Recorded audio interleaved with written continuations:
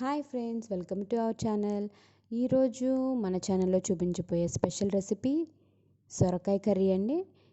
ఈ సొరకాయ కర్రీ చాలా ఈజీగా సింపుల్గా చేసేయచ్చండి. చాలా టేస్టీగా కూడా ఉంటుంది. సో ఈసారి మీరు సొరకాయ తెచ్చుకున్నప్పుడు ఈ విధంగా మీరు ట్రై చేయండి. సో మనం ఇప్పుడు సొరకాయ కర్రీ చేసే విధానం ఏంటో, దానికి కావాల్సిన పదార్థాలు ఏంటో తెలుసుకుందాం. ఈ రెసిపీకి నేను పొడవుగా ఉండే ఒక సొరకాయని తీసుకున్నాను. దాన్ని ముందుగా పీల్ చేసుకొని ఈ విధంగా నేను చక్రాల కింద కట్ చేసుకున్నాను. సో ఈ చక్రాల సైజ్ మీరు ఇంతకన్నా కొంచెం మందంగా కూడా కట్ చేసుకోవచ్చు, ఎందుకంటే సొరకాయ ఈజీగా కుక్ అయిపోతుంది కాబట్టి. అలాగే ఈ కర్రీకి ఒక 4 టమాటో, అలాగే 3 ఆనియన్స్, అలాగే నేను సొరకాయలో 1/2 వంతు నేను చక్రాల్లా కట్ చేసుకున్నాను. అలాగే కొంచెం భాగం మాత్రం నేను చిన్న చిన్న పీసెస్ కింద కట్ చేసుకొని పెట్టుకున్నాను. చూసారు కదా, ఈ విధంగా చక్రాలు. ఈ చక్రాలను కావాలంటే కొంచెం మందంగా కట్ చేసుకోండి. అలాగే కొన్ని ఈ పీసెస్ కూడా నేను గ్రేవీ కోసం కట్ చేసుకున్నాను. సో నెక్స్ట్ నేను ఒక ప్యాన్ తీసుకున్నాను. ప్యాన్లో 1 టేబుల్ స్పూన్ ఆయిల్ వేసుకుందాం. 1 టేబుల్ స్పూన్ ఆయిల్ వేసుకున్నాక ఇందులో మనం కట్ చేసుకున్న గ్రీన్ చిల్లీ, అలాగే ఆనియన్స్ మొత్తం కూడా ఈ ప్యాన్లో వేసేసుకుందాం. వేసేసుకుని ఈ ఆయిల్లో కొంచెం సేపు ఇవి మగ్గించుకుందాం.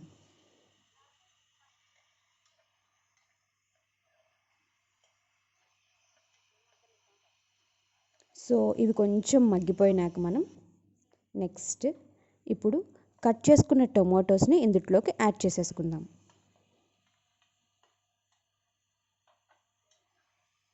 ఇవి కూడా బాగా కలుపుకుందాం. సో ఇవి కూడా కొంచెం మగ్గనిచ్చుకుందాం మనం. సో ఇందులో మగ్గడానికి నేను తగినంత ఉప్పు వేసుకున్నాను. అలాగే కొంచెం పసుపు కూడా వేసుకొని నేను బాగా కలుపుకుంటున్నాను. సో ఇవి రెండు బాగా మగ్గినాయండి. ఇప్పుడు దీనిలో నేను కొంచెం అల్లం వెల్లుల్లి పేస్ట్ వేస్తున్నాను. కావాలంటే ఈ అల్లం వెల్లుల్లి పేస్ట్ని మీరు స్కిప్ కూడా చేయొచ్చు. అట్లనే ఇందులో నేను కొంచెం ధనియాల పొడి వేస్తున్నాను. ఇది కూడా 1 టీ స్పూన్ మాత్రమే. నేను వేసిన అల్లం వెల్లుల్లి పేస్ట్ కావాలంటే మీరు స్కిప్ కూడా చేయొచ్చు, ఏం ప్రాబ్లం ఉండదు. ఆ తర్వాత ఇందులో నేను సొరకాయ ముక్కల్ని చిన్న చిన్న పీసెస్ కింద కట్ చేసుకున్నాను కదా, అవి కూడా వేసుకున్నాను. వేసుకుని కొంచెం సేపు మగ్గించేసుకుంటాను.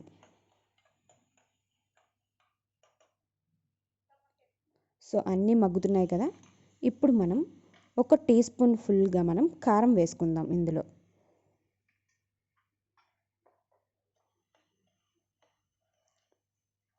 చూసారు కదా, ఈ విధంగా కొంచెం సేపు మగ్గాయి. ఇప్పుడు మనం ఏవైతే మనం చక్రాల కింద కట్ చేసుకున్నామో సొరకాయ ముక్కల్ని, అవి నేను ఈ గ్రేవీలోకి కొంచెం మగ్గడానికి నేను పెట్టుకుంటున్నాను.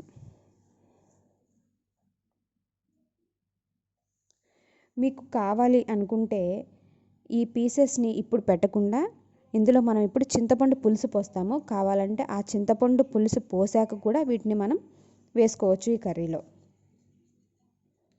సో ఇవన్నీ ఒక సైడ్ మగ్గిపోయినాక నేను ఇప్పుడు రెండో వైపుకి టర్న్ చేస్తున్నాను. ఇవి ఇంకా కుక్ అవ్వలేదు కాబట్టి ఇవి బ్రేక్ అయ్యే ఛాన్స్ ఇప్పుడేం ఉండదు. కానీ కుక్ అయ్యాక మాత్రం మనం కర్రీని కలిపేటప్పుడు కొంచెం జాగ్రత్తగా కలుపుకోవాలి. సో ఇప్పుడు మగ్గిపోయినాయి ఇవి కూడా. సో ఇందులోకి నేను ఇప్పుడు కూరకు సరిపడా చింతపండు రసం పోస్తున్నాను.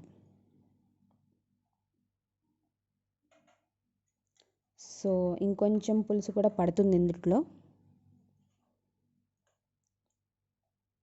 సో ఒకసారి చూసుకొని మళ్ళీ తగినంత చింతపండు రసం నేను పోస్తున్నాను.